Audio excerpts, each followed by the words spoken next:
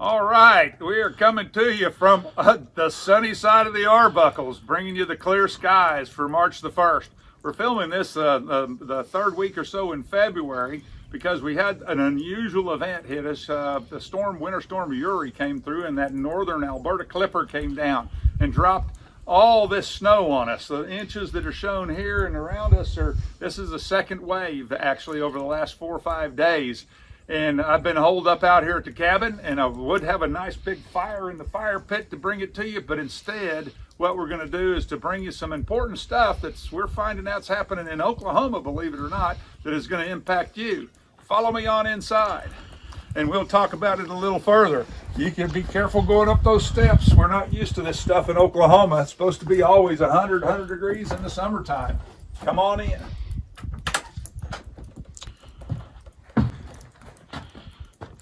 1, 2, 3, go.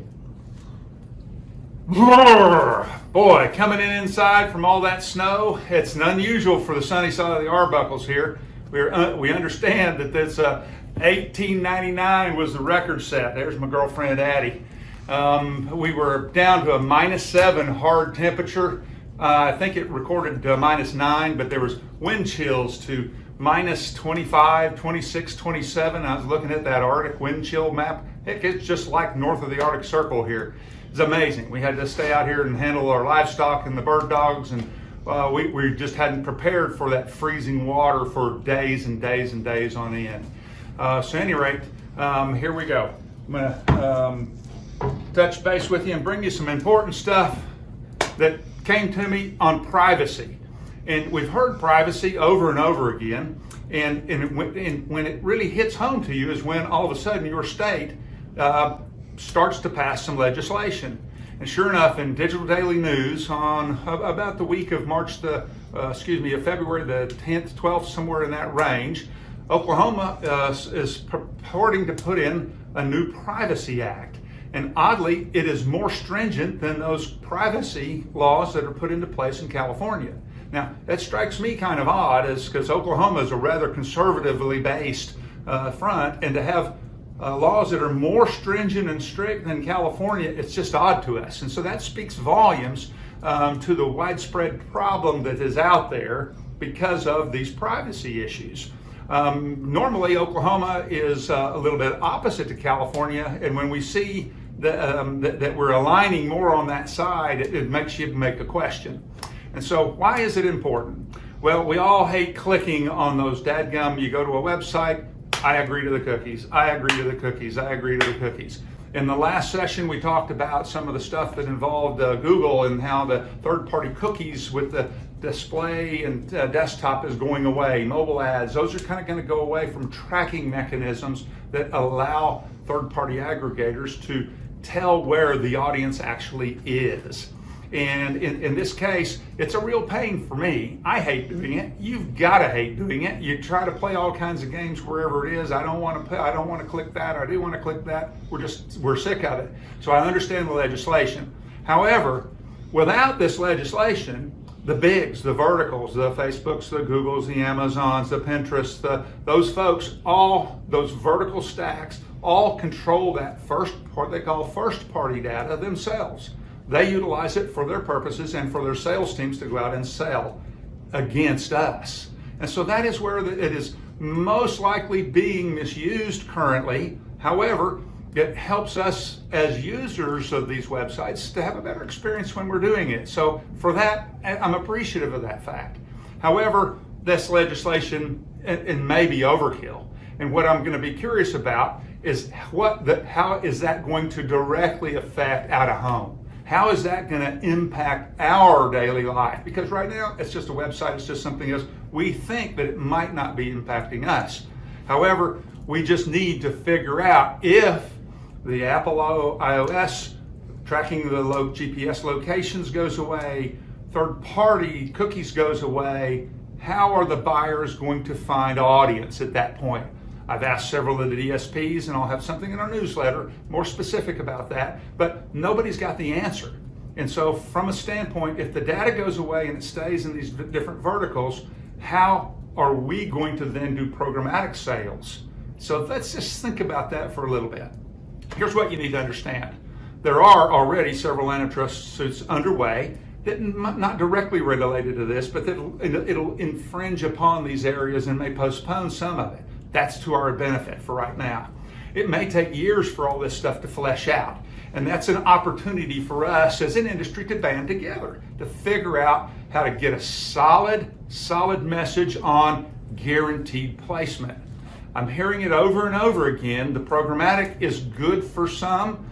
It's mainly those people that want to do instant kind of buys and that are there, but it doesn't necessarily help our folks out other than incremental revenues where you haven't already sold them. So our focus is going to be on guaranteed placement a lot, more and more so, because a lion's share, I'm talking 90 to 95 to 98% of the volume that we book through our IBO Speedway is guaranteed placement, close to your rate card and not at the CPM kind of rates.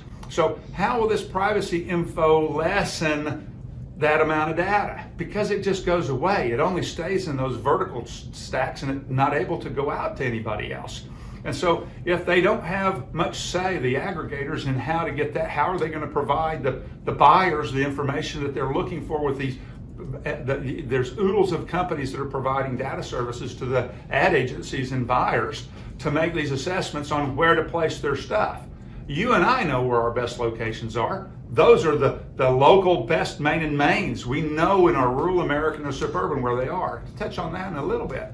So the brands are looking for other avenues, and that's where I think we can come in. A majority of the programmatic now is placed in the top 30 DMAs. For those that you don't know, there are 211 DMAs, and our IBO Speedway has 173, I think, DMAs where we have coverage in at this moment.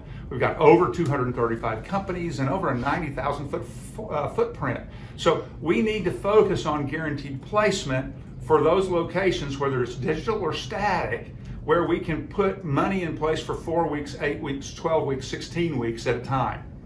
Why does it matter?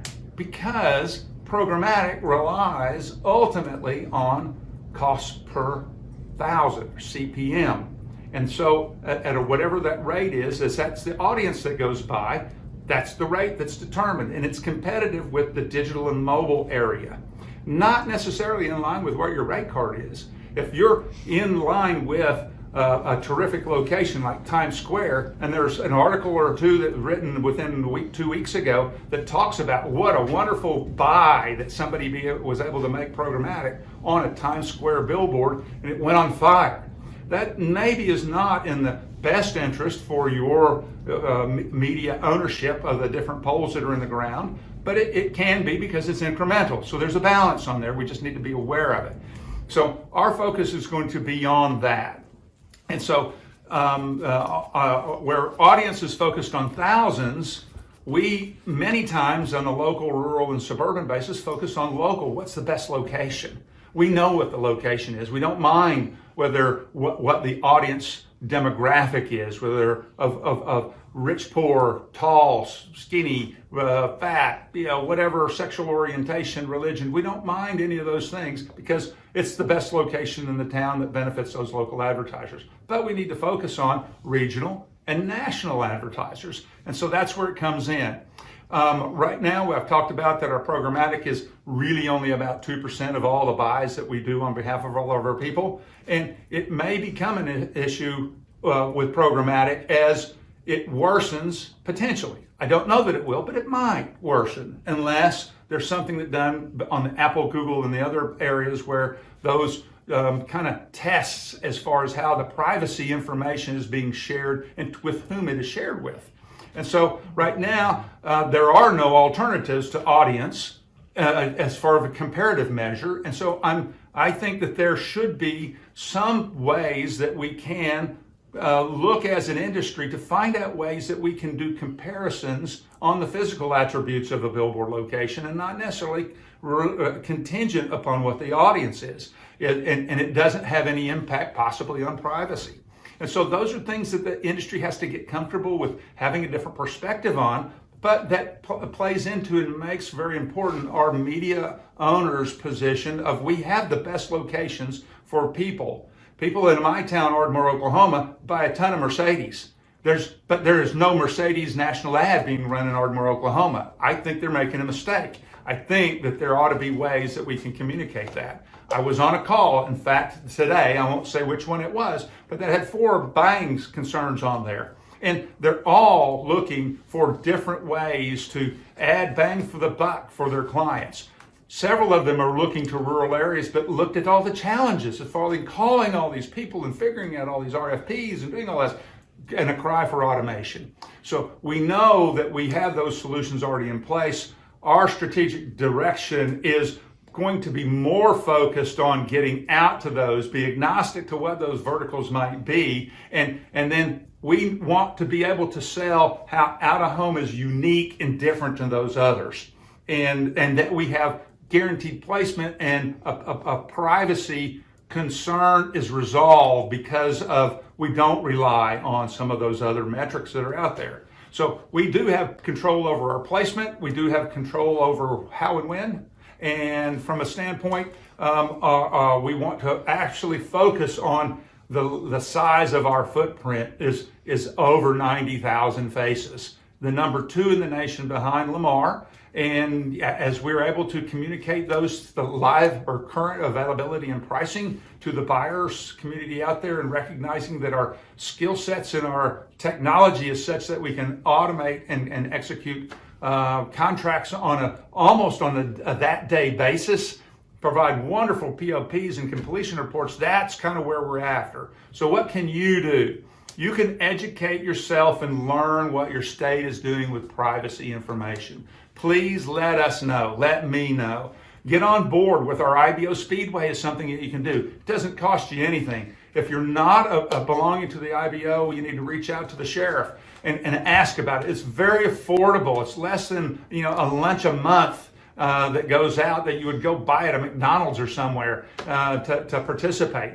And gets access to these services that we do, that as we function on a cooperative basis, we represent those interests of those folks that are part of our group, and we band together to have bulk interest in technology and buying and services. So none of it is compulsory. It's all elective. We have no strings attached. You can get out at any time that you'd want to, but it's and recognize too that IBO, while it's independent billboard operators when we started 18, 20 years ago, was that way. We've recognized and become more agnostic that anything that's out of home is in our wheelhouse now. And so we've got new associates that have come on board that are in the mobile LED world, that are in the Freightliner world. We have hotel chains that are there with their screens. We also have hospitals that are having screens that are there. It doesn't matter. As long as you're out of home, and then we can figure out how to get you into our Speedway, we're going to put you there so that the buying community can access it. So what do you need to do? You just need to call myself, join IBO, call Becky, look us up, ibousa.org, contact us, or email support@ibousa.org. Thank you so much. And from the sunny side of the Arbuckles, warm up. 1, 2, 3, go. All right, hair and makeup. Hair good. Makeup. There we go. Speaking up the language. Oh no, Addie. Oh, it's my girlfriend right there. Oh, why don't you go back down there and sit? Go and sit. Go sit. She wants to know what you're talking about. You know, are you sure you want to know what I'm talking about? No, bloopers, no. Okay. Help, fire just fell out. Did it? Oh, shit.